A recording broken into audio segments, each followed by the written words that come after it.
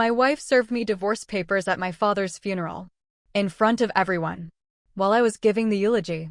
She smiled and said, "You're finally free to grieve alone, like you always wanted." 3 months later, she knocked on my door begging. But she didn't recognize the address. I just smiled and said, "Sorry, I don't live there anymore." The funeral was on a Tuesday. Gray skies, cold rain, the kind of weather that makes grief feel heavier. I stood at the podium in Holy Cross Church, looking out at 200 faces, trying to find words that could capture who my father was. Daniel Cross, 58 years old. Heart attack.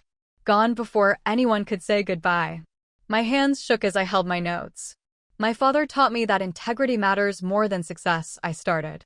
That showing up matters more than being perfect. That movement near the back. The church doors opened. My wife, Catherine, walked in. Late. She'd skipped the wake yesterday, claiming a work emergency. Now she was here, wearing black, but somehow it looked wrong on her. Too stylish. Too deliberate. Like she'd dressed for a cocktail party, not a funeral. She walked down the center aisle. Heels clicking on marble. Everyone turned. Whispers rippled through the crowd. I stopped speaking, watching her approach. She wasn't heading for a pew. She was walking toward me. Toward the front. "Ryan," she said. Her voice carried in the silent church. "I'm sorry to interrupt." She wasn't sorry. I could hear it in her tone.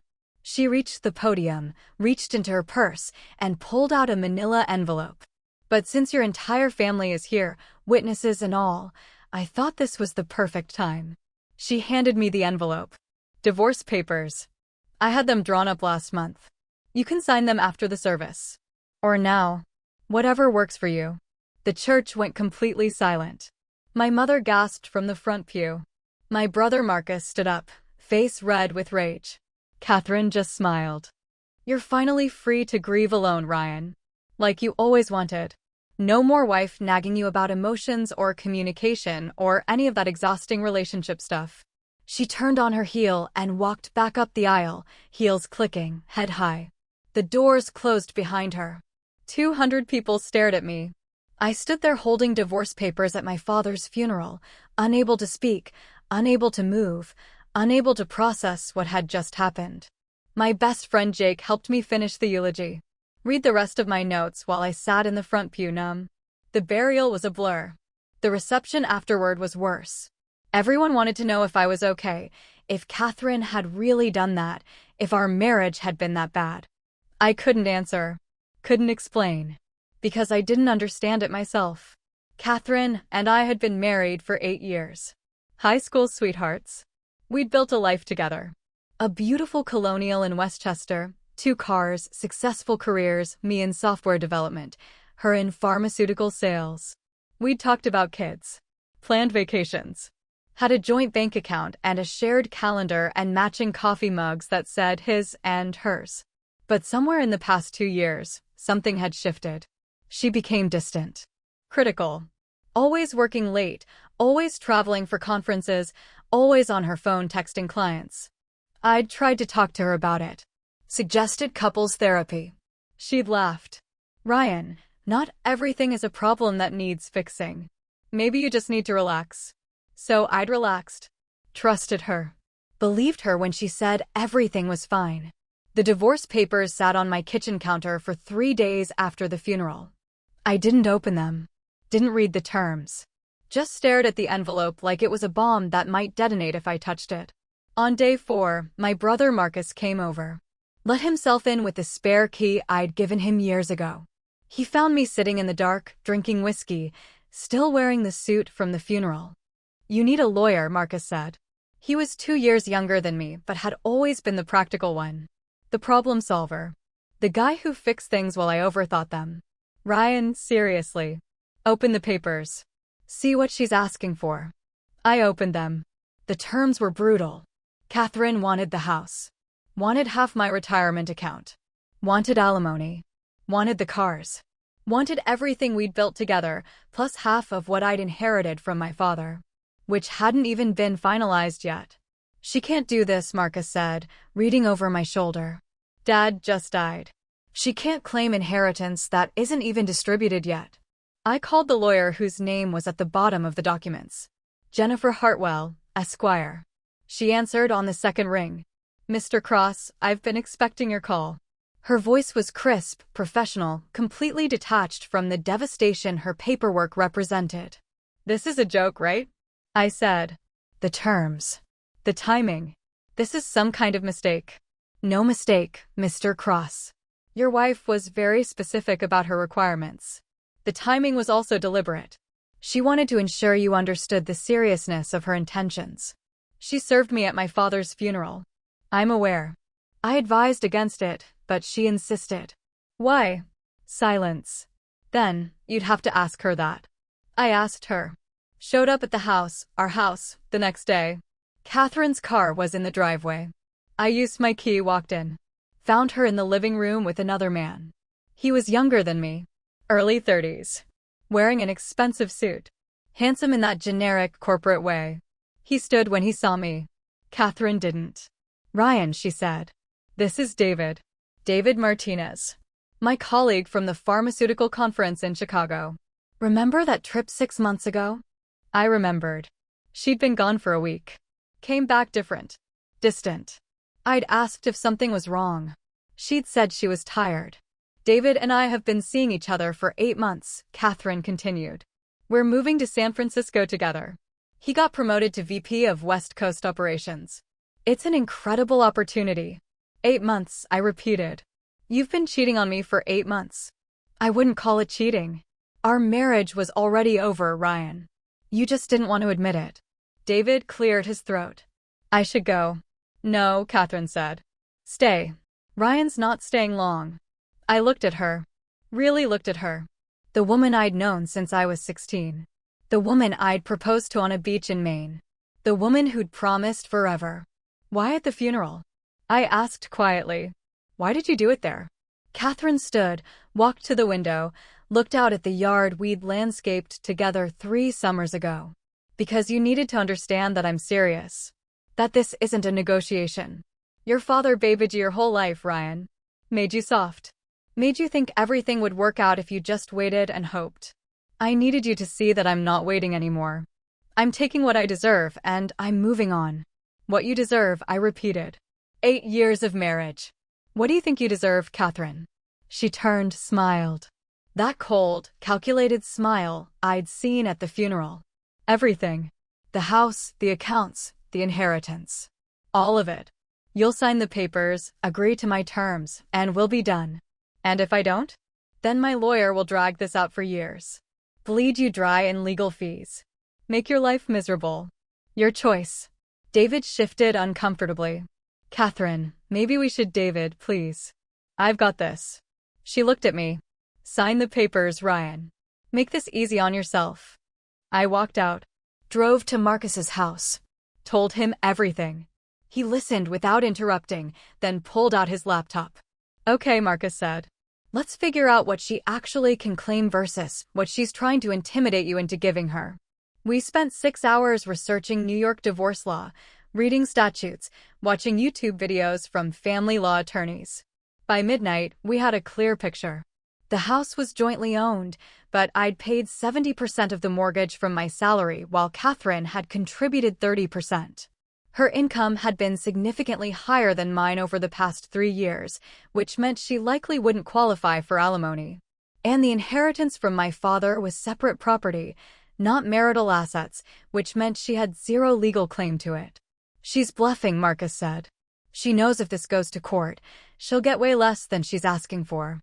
She's trying to scare you into settling fast before you realize what your rights are. So what do? You hire a better lawyer than Jennifer Hartwell. You document everything.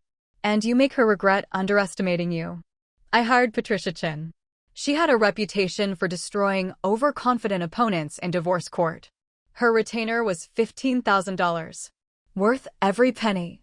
Patricia listened to my story without expression, took notes, then leaned back in her leather chair. Catherine made 3 critical mistakes, Patricia said. First, she showed her cards too early. The aggressive terms tell me she's desperate for a quick settlement. That gives us leverage. Second, she humiliated you publicly. Judges hate that. It shows character issues that will influence asset division. Third, and most importantly, she underestimated you. She thinks you'll roll over. When you don't, she'll panic. And people make mistakes when they panic. What's our strategy? We document everything. Every text, every email, every financial transaction from the past 2 years. We build a timeline of her affair with David Martinez. We prove she was planning this exit while spending marital assets on hotels and dinners and travel. And then we go for the throat. Over the next 2 weeks, I became someone I didn't recognize. Meticulous. Obsessive. Ruthless. I pulled bank statements going back 3 years. Found charges I'd ignored before. Hotels in cities where Catherine claimed she had conferences. Restaurants she'd said were client dinners. Jewelry I'd never seen her wear. $28,000 in suspicious charges over 18 months. I accessed our shared credit card accounts. Downloaded transaction histories. Spreadsheets showing patterns. Chicago 3 times. San Francisco 5 times. New York City 7 times. All corresponding with dates David Martinez had posted photos on LinkedIn from those same cities. I subpoenaed her phone records through Patricia. Text messages. Thousands of them. Between Catherine and David. Starting 11 months ago, not 8 like she'd claimed. David, can't wait to see you in Chicago. Booked the suite at the Peninsula like you asked. Catherine, perfect. Ryan thinks I'm at a training seminar. He's so gullible. David, when are you going to tell him? Catherine, after his dad dies. Inheritance will be finalized. Then I'll take half and we can start fresh. My hands shook reading those texts. Not from anger. From clarity. She hadn't just been cheating. She'd been planning. Calculating. Waiting for my father to die so she could maximize what she could take. Patricia filed a motion to dismiss Catherine's divorce petition and filed a counter-petition with very different terms. We demanded the house based on my 70% contribution to the mortgage. We demanded Catherine return the $28,000 in marital funds she'd spent on her affair. We demanded she pay her own legal fees. And we demanded zero alimony since her income exceeded mine. Jennifer Hartwell called Patricia's office 3 hours after the filing. Threatened sanctions. Claimed harassment. Said we were making false accusations. Patricia laughed. Tell your client we have text messages. Bank statements. Hotel records. LinkedIn posts that corroborate David Martinez's travel aligning with Catherine's business trips. If she wants to play hardball, we'll bury her. The call ended. An hour later, Catherine called me directly. What the hell are you doing, Ryan? Her voice was shrill. Panicked. I'm protecting myself. Like you told me to. You're going to regret this. You're making this so much harder than it needs to be. You served me divorce papers at my father's funeral, Catherine. You planned your affair around his death. You spent marital assets on hotel rooms with your boyfriend. And now you're mad that I won't just hand you everything? No. I'm done being easy. I'll destroy you in court. I'll tell everyone what kind of husband you were. Cold, distant, emotionally unavailable. Go ahead. I have text messages where you call me gullible. Where you discuss waiting for my father to die so you can take inheritance money. Where you mock me to your boyfriend. Bring it to court. Let's see how that plays. Silence. Then I want to settle. No. Ryan, see you in court, Catherine. I hung up. Hands shaking again. But this time from adrenaline. From the realization that I wasn't powerless. That I could fight back. The preliminary hearing was scheduled for 6 weeks later. In the meantime, Patricia advised me to move out of the house. You need to establish separate residence. Show the court you're not trying to intimidate her by living in shared space. Plus, it gives you emotional distance. I moved into Marcus's guest room temporarily while I searched for an apartment. Catherine changed the locks on the house. Patricia sent a cease and desist letter citing my joint ownership. Catherine relented. I went back one afternoon while she was at work. Packed my belongings. My clothes, my books, my father's antique watch collection he'd left me in his will. I walked through the house slowly. Remembered building this life. The furniture we'd chosen together. The paint colors we'd debated. The backyard where we'd planned to build a deck and host barbecues with kids we never had. It felt like morning. Not for Catherine. For the future I'd imagined. The life I'd thought we were building. I loaded everything into a U-Haul truck. Drove away without looking back. Found a one-bedroom apartment in White Plains. Small, furnished, temporary. But mine. I set up my father's watches on the dresser. His collection had been appraised at $42,000. Part of the inheritance Catherine had wanted to take. The preliminary hearing arrived. Patricia had prepared me extensively. Don't react. Don't engage. Let me handle everything. Your job is to look calm and reasonable. The courtroom was smaller than I expected. Catherine sat across the aisle with Jennifer Hartwell. She wore a navy suit, pearls, hair pulled back. Professional. Sympathetic. The mask she'd always been good at wearing. Judge Maria Castellano presided. Early 60s, sharp eyes, reputation for no-nonsense rulings. She reviewed both petitions in silence. Then looked up. Miss Hartwell, your client served divorce papers at the plaintiff's father's funeral? Your Honor, the timing was regrettable, but regrettable.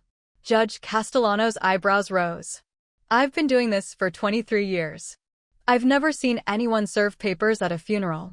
During a eulogy, no less. Explain the strategic advantage of that timing. Jennifer shifted. My client wanted to ensure clear communication of her intentions. In front of 200 witnesses while the plaintiff was grieving his father's death? Your Honor, because from where I'm sitting, that looks like intentional infliction of emotional distress, which will factor into my assessment of credibility and character when we get to asset division. Catherine's face went pale. Jennifer opened her mouth, closed it. Patricia stood. Your Honor, if I may. We've submitted evidence showing the defendant engaged in an extramarital affair for approximately 11 months. During that time, she spent $28,000 in marital funds on hotels, travel, and dining with her paramour, David Martinez. We're requesting reimbursement of those funds plus attorney's fees. Judge Castellano reviewed the documents. Miss Hartwell, does your client dispute these charges? Your Honor, those were business expenses. Business expenses at the Peninsula Hotel in Chicago? At Le Bernardin in New York? At the Ritz-Carlton in San Francisco? All corresponding with LinkedIn posts from Mr. David Martinez indicating he was in those same cities on those same dates. Coincidental. Ms. Hartwell, I suggest you advise your client to negotiate in good faith. Because if this goes to trial, I'm not inclined to reward infidelity and financial deception with favorable asset division. We'll reconvene in 30 days for mediation. Both parties are ordered to participate in good faith negotiations. We left the courthouse. Patricia smiled for the first time since I'd met her. That went well. The judge basically told Catherine she's going to lose if this goes to trial. Hartwell will push for settlement now. She was right. 3 days later, Jennifer called Patricia with a settlement offer. Catherine would keep her retirement account. I would keep mine.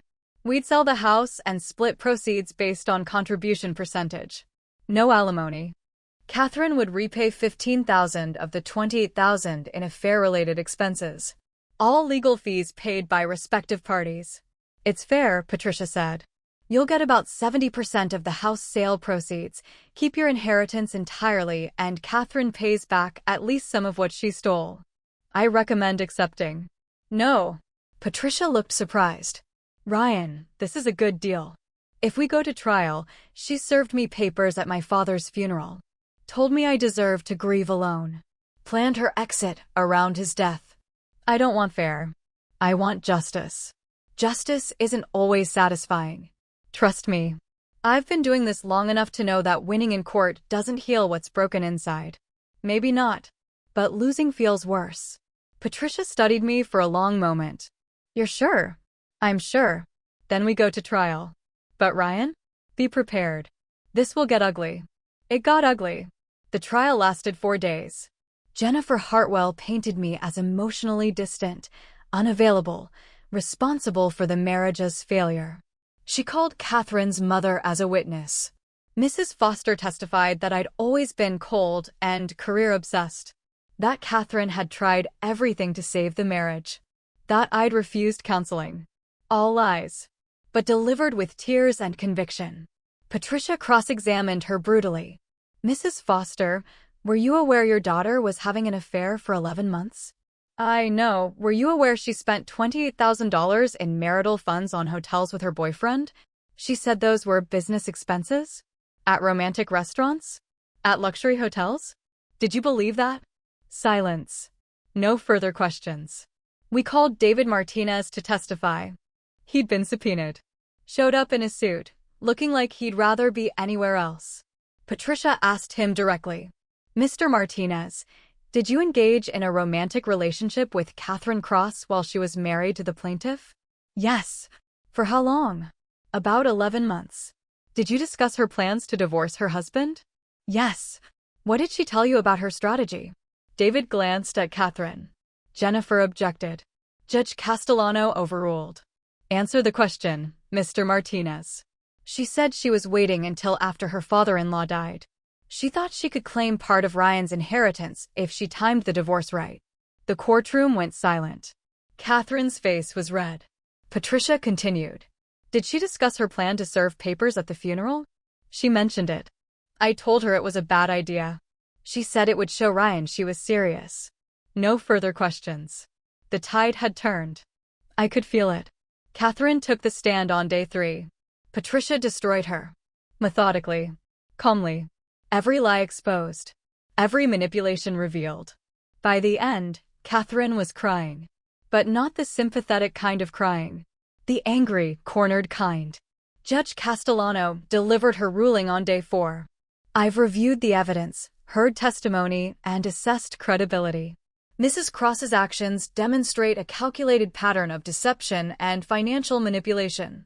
The timing of the divorce filing, the public humiliation at the funeral, the documented affair, and the misuse of marital funds all weigh heavily in Mr. Cross's favor. She awarded me the house. Full ownership. Catherine had 30 days to vacate. She ordered Catherine to repay the full $28,000 in affair-related expenses. She ordered Catherine to pay 60% of my legal fees. No alimony. Retirement accounts remained separate. Inheritance remained entirely mine. Furthermore, Judge Castellano added, I'm ordering both parties to attend post-divorce counseling separately. Mrs. Cross, I strongly suggest you reflect on the consequences of your actions. Mr. Cross, I hope you find healing. Court is adjourned. Catherine left the courtroom without looking at me. Jennifer Hartwell packed her briefcase in silence. Patricia shook my hand. Congratulations. That was one of the most decisive rulings I've seen in years. Thank you. Now go home. Rest. Start rebuilding. I walked out of the courthouse into bright sunshine. Called Marcus. It's done. I won. The house is mine. He hooped. I'm taking you out for drinks tonight. You earned this.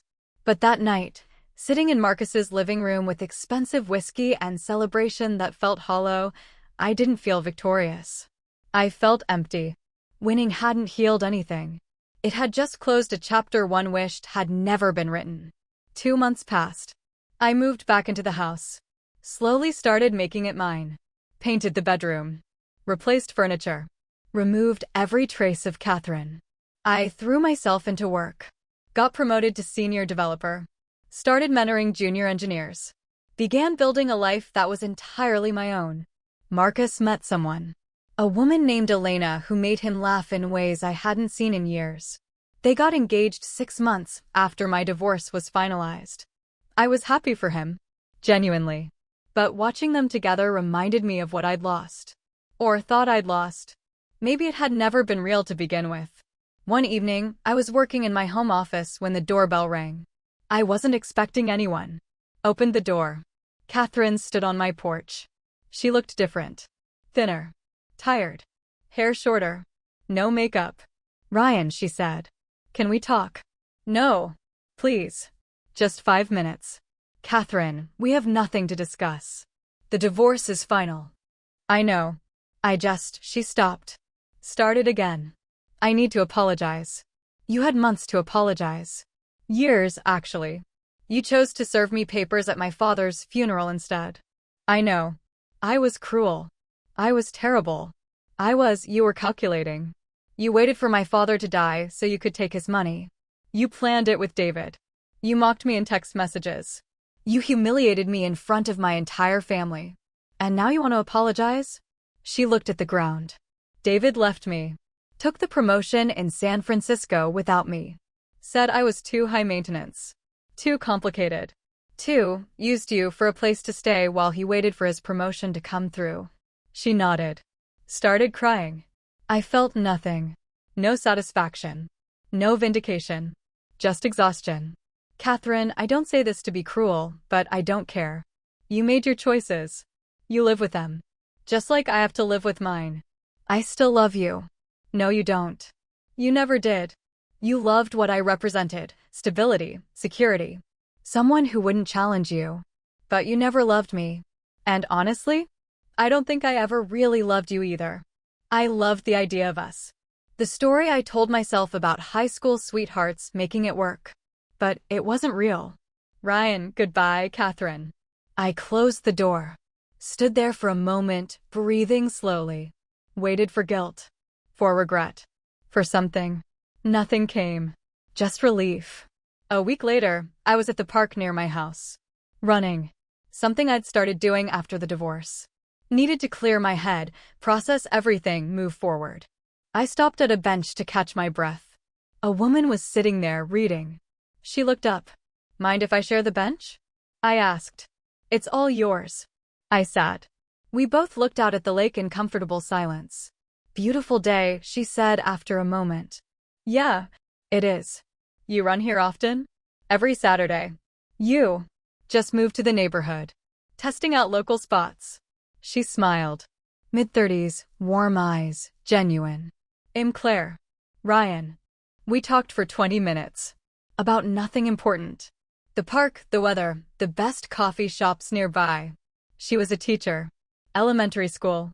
Had just moved from Boston after ending a long-term relationship that wasn't working. We exchanged numbers. No pressure.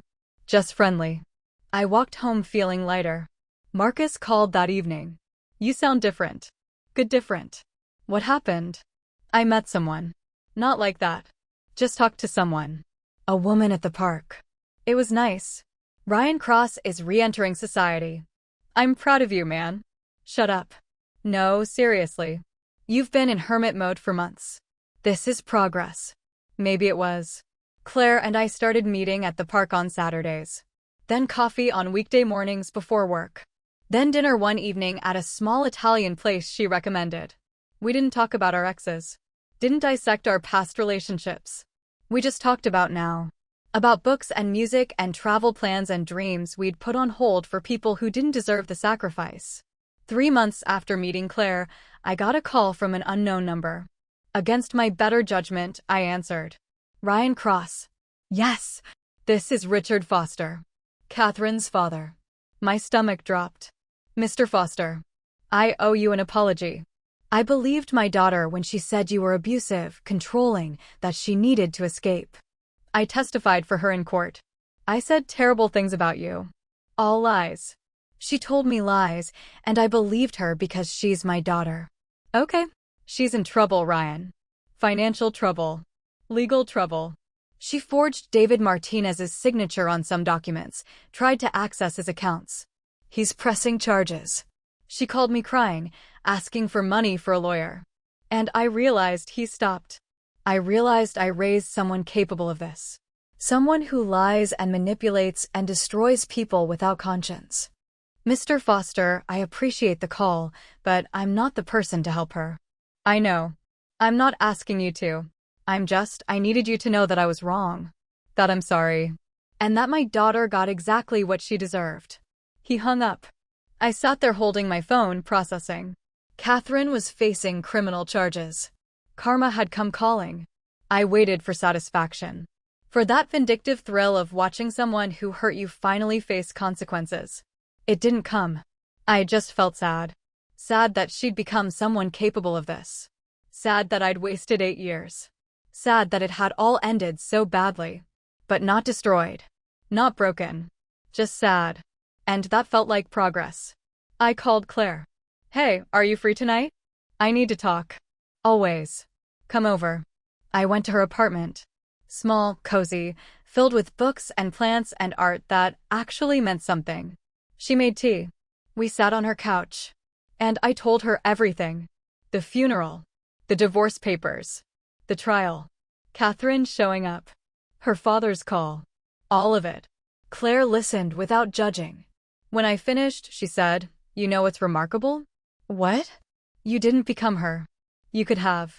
You had every reason to turn bitter and cruel and vindictive. But you didn't. You fought for what was fair.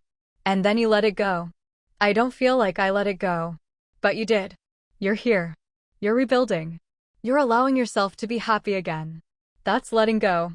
The opposite would be spending your life obsessing over revenge, over making her pay more, over keeping the wound open. You closed it. You're healing." Maybe she was right. 6 more months passed. Claire and I got serious. Officially dating. Meeting each other's families. Marcus loved her. My mother, who'd been devastated by the divorce and trial, adored her. We talked about moving in together. About futures and possibilities and dreams that felt achievable now. One Saturday morning, I was at the farmer's market with Claire when I saw Catherine. She was with a man I didn't recognize. Older, balding, wearing dad jeans and a polo shirt. They were arguing near the vegetable stands. Catherine looked rough. Hair unkempt. No makeup. Wearing yoga pants and an oversized hoodie. The man was gesturing angrily. "You maxed out my credit card, Catherine. $35,000. Explain." "It was for legal fees." "I told you. You told me it was $2,000. You lied." "Again." "I'll pay you back. With what money?" "You don't have a job. You're living in my apartment rent-free. Eating my food. Using my car.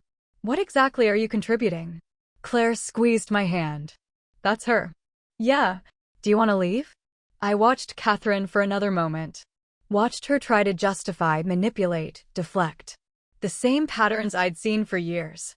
The same person I'd fought so hard to break free from. "No," I said. "I don't need to leave. She doesn't have power over me anymore." We walked past them. Catherine looked up. Our eyes met. She opened her mouth like she might say something. I just nodded. Polite. Neutral. Like you'd acknowledge a stranger. And kept walking. Claire and I went to the coffee stand. Got lattes and croissants. Sat on a bench overlooking the Hudson River. "How do you feel?" she asked. "Grateful." "For what?" "That I'm here with you. That I survived that. That I have a chance to build something real with someone who actually sees me." She kissed me. "You know what the best revenge is?" "What?" "Living well. Being happy. Building a life so good that you forget to care about the person who tried to destroy you." She was right. That night, I went through old boxes in my basement. Found photos from the wedding. Pictures of Catherine and me looking young and hopeful and naive. I almost threw them away. Then stopped. These were part of my story. Not the good parts. But still part of how I became who I was now. I put them in an album. Labeled it then. Started a new album. Labeled it now. Filled it with photos of Claire. Of Marcus and Elena. Of my mother laughing at Sunday dinners. Of the life I was building from the rubble. 2 years after the divorce was finalized, Marcus and Elena got married. I was his best man. Claire was my date. The wedding was beautiful. Simple, genuine, full of joy. During the reception, my mother pulled me aside. "You look happy, sweetheart." "I am. I'm proud of you. For how you handled everything. For how you survived it. For who you became because of it." "Thanks, Mom." Catherine called me last week. My stomach tightened. What did she want? To ask if you'd be willing to talk to her. To forgive her. I told her no. That you'd moved on. That she needed to respect your peace. "Thank you. Ryan, you know what your father would say if you were here?" "What?" "That the strongest steel is forged in the hottest fire. You went through hell. And you came out stronger, kinder, better. That's his legacy in you." I hugged her. Felt tears I hadn't let myself cry in 2 years. For my father. For the marriage that died. For the man I used to be. For the man I'd become. Claire found me outside on the terrace later. Wrapped her arms around me from behind. "You okay?" "Yeah. Just thinking." "About?" "About how the worst thing that ever happened to me led me to the best thing. To you." She turned me around. looked at me with those warm, genuine eyes. Ryan Cross, are you getting sentimental on me? Maybe. Good. I like this version of you.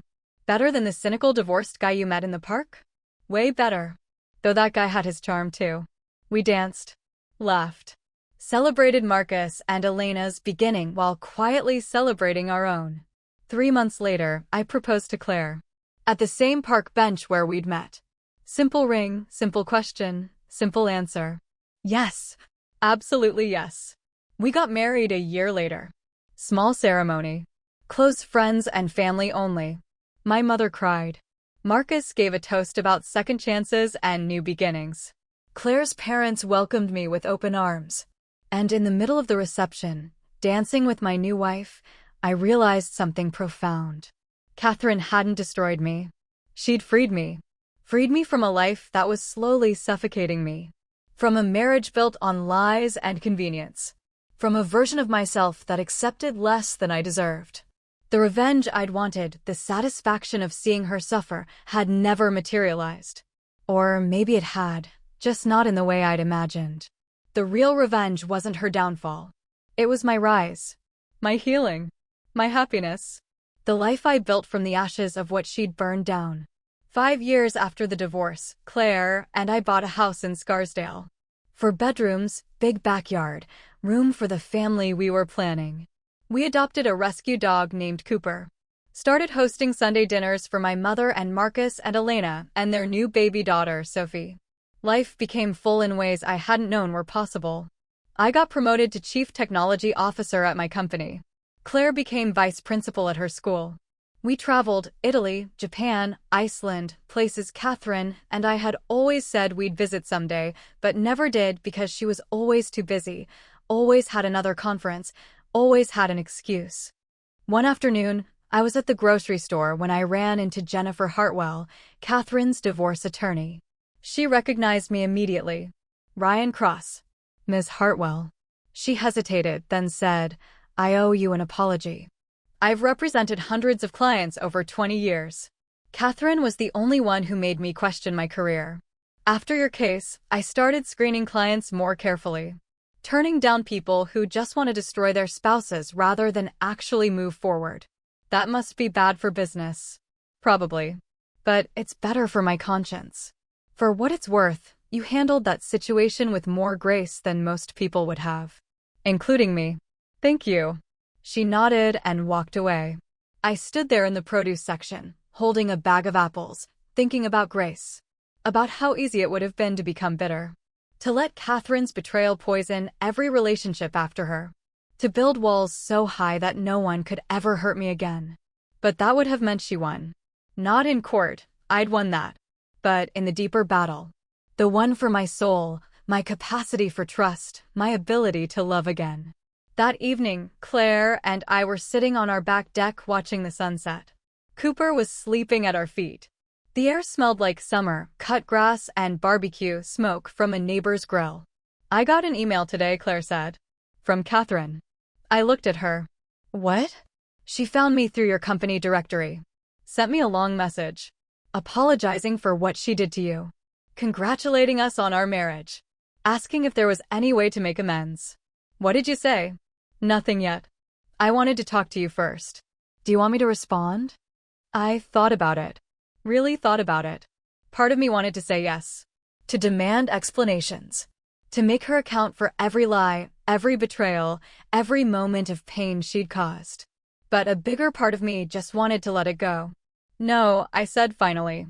Tell her thank you for reaching out, but we've moved on. We wish her well. And then block her. Are you sure? I'm sure. She's not part of my life anymore. Not my story. Not my concern. I spent too many years giving her power over my emotions. I'm done. Claire kissed my cheek. I love you. I love you too. That night, I couldn't sleep. Got up around 2 in the morning, went to my office, pulled out the photo album labeled then. Looked through pictures of Ryan and Catherine Cross. Young, smiling, believing they'd make it forever. I didn't feel anger looking at those photos anymore. Didn't feel regret or bitterness or vindication. Just quiet sadness for 2 people who'd been wrong for each other, but too scared to admit it until everything exploded. I closed the album, put it back on the shelf. Next to it was the album labeled Now, twice as thick, filled with photos of Claire and me. Of Marcus and Elena and Sophie. Of my mother laughing. Of Cooper being ridiculous. Of a life I'd built intentionally, carefully, with people who actually deserved to be in it. The revenge story I'd thought I wanted Catherine destroyed, broken, alone, had never happened. Or maybe it had, just quieter than I'd imagined. She'd lost everything. Her marriage, her reputation, her father's respect, her freedom for a while when those fraud charges went through. But that wasn't my revenge. That was just consequences. Natural, inevitable consequences of her own actions. My revenge was this. This house. This marriage. This peace. This version of Ryan Cross who'd walked through fire and come out stronger, wiser, more careful with his heart, but not closed off from love. This man who'd been served divorce papers at his father's funeral and survived. Who'd fought in court and won. Who'd faced his ex-wife years later and felt nothing but indifference. I went back to bed. Claire rolled over, still half asleep, and put her arm around me. "You okay?" "Yeah," I whispered. "I'm okay." And I was. 6 months later, Claire and I found out we were pregnant. A girl. We named her Diana, after my father's mother. She was born on a Tuesday, gray skies, cold rain, the kind of weather that makes new beginnings feel profound. I held my daughter in the hospital room, looked at her tiny face, and made a promise. That I would teach her to recognize her worth. To never settle for people who made her feel small. To walk away from situations that diminished her. To fight for herself when necessary, but to never let bitterness consume her when things fell apart. Because things would fall apart. Life was messy and complicated and people were flawed and sometimes love wasn't enough. But that didn't mean you stopped trying. Stopped hoping. Stopped building. Marcus visited that afternoon. Held Diana with the careful terror of someone who'd only held his own daughter and was still figuring out the whole baby thing. "She's perfect, man. You and Claire made a perfect human. We got lucky." "No," Marcus said. "You both worked hard to become people who could raise a good kid. There's a difference." He was right. 2 years after Diana was born, my mother passed away. Peacefully in her sleep, the way everyone hopes to go. At the funeral, held at the same church where Catherine had served me divorce papers 9 years earlier, I gave the eulogy. Talked about my mother's strength. Her resilience after my father's death. Her ability to love fiercely even when that love wasn't always perfect. Catherine didn't show up. I hadn't expected her to. After the service, Claire held Diana while I stood in the church parking lot, looking at the building where one of the worst moments of my life had happened. "You okay?" Claire asked. "Yeah, just remembering." "Want to talk about it?" "No. I want to go home. Have dinner with you and Diana. Read her a story. Go to bed grateful that I made it through another day with people I love." "That's a good plan." We drove home. Made spaghetti. Diana got sauce everywhere. Claire laughed. I took photos. This was my life now. Messy, imperfect, real. 10 years after the divorce, I got a letter in the mail. Handwritten. Catherine's handwriting. I almost threw it away unopened. But curiosity won. I opened it in my office while Claire put Diana to bed. "Dear Ryan, I don't expect you to read this. I don't expect forgiveness or reconciliation or even acknowledgement. But my therapist says I need to write this for myself, so here I am. I destroyed us. I know that. I was selfish and cruel and calculating. I served you papers at your father's funeral because I wanted to hurt you the way I felt hurt by your grief, your unavailability, your focus on everyone but me. That's not an excuse. It's just the truth. I've spent the past decade trying to understand why I did what I did. Why I cheated. Why I planned around your father's death. Why I humiliated you publicly. The truth is I was scared. Scared of being ordinary. Scared of settling. Scared that marrying my high school sweetheart meant I'd never experience anything else. So I blew it up. Spectacularly. David left me after 6 months. Took the promotion without me. Said I was too much drama. I got arrested for fraud. Spent 18 months on probation. Lost my job. Had to move back in with my parents at 38 years old. My father barely speaks to me. My mother makes excuses for me, but I can see the disappointment in her eyes. I'm working as a receptionist at a dental office now. Living in a studio apartment. Driving a car with 200,000 miles. This is what I traded you for. I heard through mutual friends that you were married. That you have a daughter. That you're happy. I'm glad. Genuinely. Not because I think I deserve credit for setting you free, though part of me wants to claim that. But because you deserved better than what I gave you. You deserved honesty and loyalty and partnership. I couldn't give you that. I don't know if I'm capable of giving anyone that. I'm not asking for forgiveness. I don't deserve it. I'm just asking that if you remember me at all, remember that I loved you. Badly. Inadequately. Selfishly. But I did love you in the only way I knew how. I hope that's worth something. Even if it's not enough. Be well, Ryan. You deserved better. You found better. That's the way it should have been all along. Catherine. I read the letter 3 times. Waited for anger. For bitterness. For the urge to write back and tell her exactly how much damage she'd caused. Nothing came. Just tired empathy. For a woman who destroyed her own life trying to escape it. I folded the letter. Put it in a drawer. Didn't respond. Didn't need to. That chapter was closed. That night, Claire found me in the office staring out the window. What's wrong? Catherine sent a letter. Apologizing. Explaining. Asking to be remembered as someone who loved me, even if she did it badly. How do you feel? I feel like I dodged a bullet. Like the universe gave me exactly what I needed even though it didn't feel like it at the time. Like I'm grateful to be here with you instead of there with her. Claire wrapped her arms around me from behind. You know what I think? What? I think the best revenge isn't making someone suffer. It's building a life so good they can't touch it. Can't diminish it. Can't take credit for it. You did that. This life, this family, this peace, it's yours. She can't claim any of it. She tried to in the letter. Said she set me free. But she didn't. You freed yourself. You fought for yourself. You chose to heal instead of staying broken. That's all you. She was right. 15 years after the divorce, Diana was in middle school. Claire had become principal of her school. I'd been promoted again, now VP of Technology at a Fortune 500 company. Marcus and Elena had 2 more kids. My mother's house had been sold, the proceeds split between Marcus and me. We'd both used our shares to set up college funds for our kids. Life moved forward. Not perfectly. Not without challenges.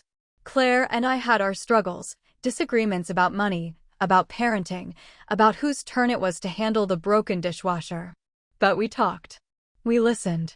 We compromised. We showed up. The opposite of what Catherine and I had done. One Saturday, I was at Diana's soccer game when I saw Catherine again. She was there with a boy about Diana's age. Turned out her boyfriend's son was on the opposing team. She looked better than she had at the farmer's market years ago. Healthier. Hair done. Makeup on. But there was a tiredness in her eyes that hadn't been there when we were young. We made eye contact across the field. She raised her hand in a small wave. I nodded back. Polite. Neutral. Like you'd acknowledge someone you used to know in another life. The game ended. Diana's team won. She ran over, grass-stained and grinning. Did you see my assist, Dad? Did you see? I saw. You were amazing. Claire appeared with water bottles. We packed up our chairs. Started walking to the car. Catherine was standing near her car. Alone now. The boyfriend and his son had apparently left already. She walked over. Ryan. Hi. Catherine. Your daughter's good. Really good. Thanks. She loves it. Awkward silence. Then Catherine looked at Claire. You must be Claire. I've heard you're wonderful. That you make him happy. Claire smiled. Genuinely. I try. He makes it easy. Good. That's good. Catherine looked back at me. I sent you a letter. Years ago. You never responded. I know. I understand. I just wanted you to know I meant what I said. I'm sorry. For all of it. I know you are. Are we? She stopped. Are we okay? I thought about that question. Really thought about it. Were we okay? We'd never be friends. Never be close. Never share holidays or inside jokes or memories that didn't hurt. But we were both standing in a park on a Saturday afternoon, watching kids play soccer, living different lives than we'd planned. And neither of us was destroyed. We're okay, I said finally. I don't wish you harm, Catherine. I hope you're happy. I hope you found peace. But we're not part of each other's lives anymore. And that's okay too. She nodded, tears in her eyes. Thank you. For saying that. For not hating me. I don't hate you. I just don't think about you much anymore. And that's not meant to be cruel. It's just honest. I know. That's worse than hate, isn't it? Indifference. Maybe. But it's healthier. She smiled sadly. You got wise, Ryan Cross. I got older. There's a difference. She laughed. A real laugh. The first genuine one I'd heard from her in maybe 20 years. Take care of yourself, Catherine. You too. She walked back to her car. I watched her drive away. Then turned to Claire and Diana. Ice cream? I asked. Yes, Diana shouted. We went to the local ice cream shop. 8 cones on the patio. Diana told us about her friend's birthday party next week. Claire told us about the drama with the school budget. I told them about a project at work. Normal life. Beautiful, ordinary, precious life. That night, after Diana was asleep, Claire and I sat on our back deck with wine. You handled that well today, she said. With Catherine. Did I? Yeah. You were kind without being a pushover. Honest without being cruel. That's hard to do with exes. She's not my ex anymore. She's just someone I used to know who made different choices than me. We both ended up where we needed to be. Just took a painful route to get there. Do you ever regret how it ended? The trial, the fight, all of it. No. I needed to fight.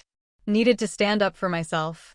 Needed to prove I wasn't going to just roll over and let her take everything. But I don't regret letting go either.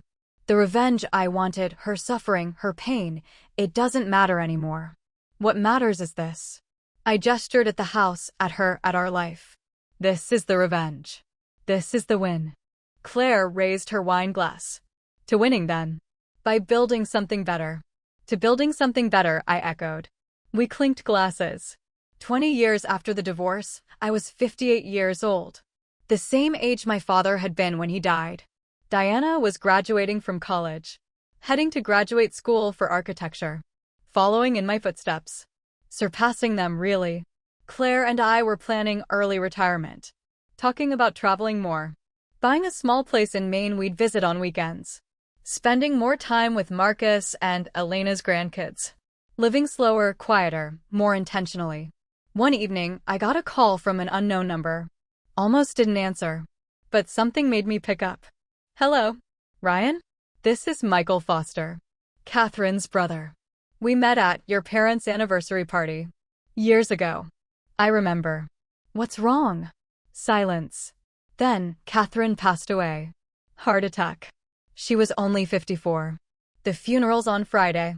I know you two weren't in touch, but I thought you should know. The world tilted. When? Yesterday. It was sudden. She was at work. Collapsed. By the time the ambulance got there, he stopped. Anyway, the funeral's at Holy Cross Church. 2 o'clock. You're welcome to come if you want. No pressure. I hung up. Sat there in shock. Claire found me staring at nothing. What happened? Catherine died. Heart attack. She was 54. Oh, Ryan. I'm so sorry. I don't know how to feel. You don't have to know right now. Just feel whatever comes. What came was grief. Not for Catherine. For the girl I'd met when I was 16. For the future we'd imagined that never materialized. For all the years wasted on a relationship that was wrong from the start, but we were too young to realize it. For the life she could have had if she'd made different choices. I went to the funeral. Sat in the back. Didn't announce myself. Just watched from a distance. The church was half full. Colleagues from her dental office job. A few family members. Michael and his family. Catherine's parents, both elderly now, looking shattered. David Martinez wasn't there. Neither was the boyfriend from the soccer game. Michael gave the eulogy. Talked about Catherine's humor, her ambition, her complexity. My sister made mistakes, he said. Big ones. She hurt people. She hurt herself. But she spent the last years of her life trying to be better. Trying to make amends. Trying to understand why she'd been so destructive. She died before she fully got there. But she tried. That has to count for something. After the service, I approached Michael. I'm sorry for your loss. He looked surprised to see me. Ryan, I didn't think you'd come. Neither did I. But it felt important. She talked about you sometimes. Always with regret. Said you were the one who got away. The one she never should have let go. We were wrong for each other. I know. She knew it too. But I think part of her always wondered what would have happened if she'd fought for you instead of fighting against you. She wouldn't have been happy. Neither would I. We wanted different things. Different lives. Different versions of love. Michael nodded. You're probably right. Still, thank you for coming. It would have meant something to her. I left the church. Drove to the cemetery for the burial. Watched from a distance as they lowered her casket. Catherine Foster Cross. 54 years old. Gone too soon. Not because she died young, but because she'd never figured out how to live well. That evening, I called Diana. Told her what happened. Are you okay, Dad? Yeah, I am. Just thinking about choices. About consequences. About how the life you build matters more than the life you destroy. That's deep. Your old man's getting philosophical in his old age. She laughed. I love you, Dad. I love you too, kiddo. Don't ever settle for less than you deserve. Promise me. I promise. I hung up. Sat with Claire on our back deck. Same spot we'd sat hundreds of times over 20 years. What are you thinking? She asked. I'm thinking about revenge. About how I wanted Catherine to suffer. To lose everything. To regret what she'd done. And she did. She lost everything. Probably regretted it every day. And it didn't make me feel better. It just made me sad. Because real revenge isn't about making someone else suffer. It's about refusing to let their actions define your life. You did that, Ryan. You built something beautiful from something broken. That's the ultimate revenge, thriving without them. She was right. Again. Always. Catherine had served me divorce papers at my father's funeral, told me I deserved to grieve alone, tried to take everything I had. And in response, I'd fought back. Won in court. Protected myself. Moved forward. Built a life with Claire. Raised Diana. Became someone I was proud of. That was my revenge. Not her death. Not her struggles. Not her regrets. My happiness. My peace. My refusal to stay broken. 25 years after the divorce, I was 63. Fully retired. Living in Maine with Claire. Diana was married, expecting her first child. My grandchild. Marcus and Elena were in their 70s, still traveling, still laughing, still in love in ways that made me believe in love. One morning, I was walking along the beach when I found a message in a bottle. Sounds ridiculous. Like something from a movie. But there it was, glass bottle wedged between rocks, paper inside. I opened it. The note inside was old. Water damaged. Barely legible. But I could make out a few words. To whoever finds this, I hope you're happy. I hope you found what I couldn't. I hope you're free. No name. No date. No context. But I knew. Somehow I knew. Catherine had written this. Years ago. Maybe after our divorce. Maybe after one of her many failures. Maybe the day before she died. It didn't matter. I folded the note carefully. Put it back in the bottle. Threw it back into the ocean. Let the tide carry it away. Some messages don't need answers. Some apologies don't need acceptance. Some stories don't need endings. They just need to be released. I walked back to the house. Claire was on the porch with coffee. Good walk. Very good. What's that smile about? Just thinking about how lucky I am. How grateful. How glad I am that I'm here with you instead of anywhere else. Sentimental before breakfast. I like it. I kissed her. Sat beside her. Looked out at the ocean. Somewhere out there was a bottle with a message from a woman I used to know. A woman who'd tried to destroy me and failed. Not because I was stronger than her, but because I chose to build instead of staying broken. That was my revenge story. Not explosions or confrontations or dramatic justice. Just quiet persistence. Just choosing myself. Just building a life so good that the person who tried to ruin me became nothing more than a footnote. A cautionary tale. A distant memory. The greatest revenge is living well. Loving deeply. Healing completely. And never giving your betrayer the power to define who you become. Catherine served me divorce papers at my father's funeral. Told me I deserved to grieve alone. Tried to take everything. And in the end, I thanked her. Because she freed me from a life I was too scared to leave. Pushed me toward a future I was too comfortable to chase. Forced me to become someone stronger, wiser, better. She thought she was destroying me. She was actually saving me.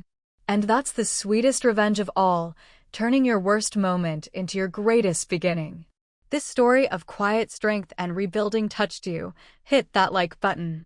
My favorite moment was when Ryan realized the greatest revenge wasn't Catherine's downfall, but his own rise. What resonated most with you? Drop it in the comments. For more powerful stories about survival and second chances, subscribe and smash that notification bell. New stories every week about people who refuse to stay broken.